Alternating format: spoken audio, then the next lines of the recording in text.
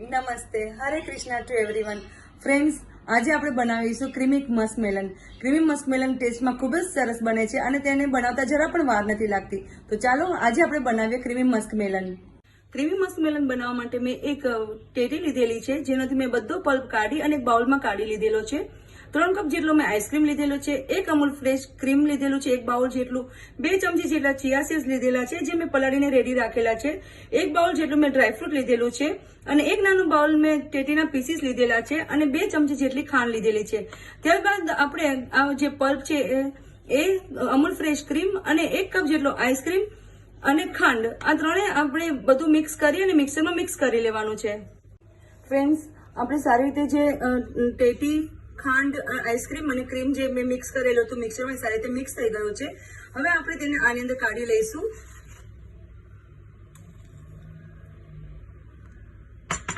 ત્યારબાદ આપણે ચિયા seeds add કરીશું.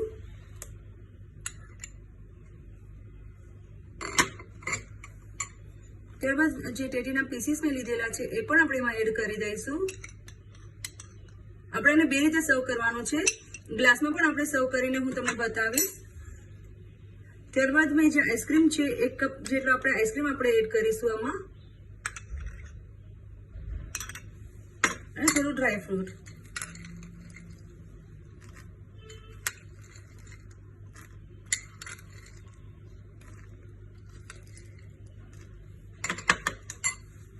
ત્યારબાદ આપણે ગ્લાસમાં આને એડ કરીશું.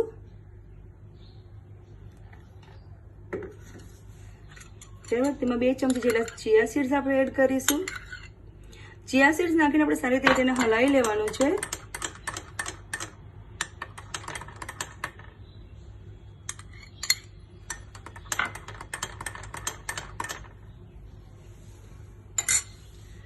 ત્યારબાદ આપણે જે પીસીસ લીધેલા છે ટેટીના એ પણ આપણે એમાં એડ કરીશું.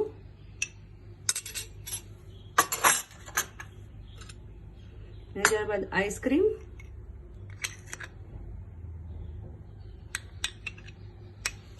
અને ત્યારબાદ આપણે ડ્રાયફ્રૂટ એડ કરીશું.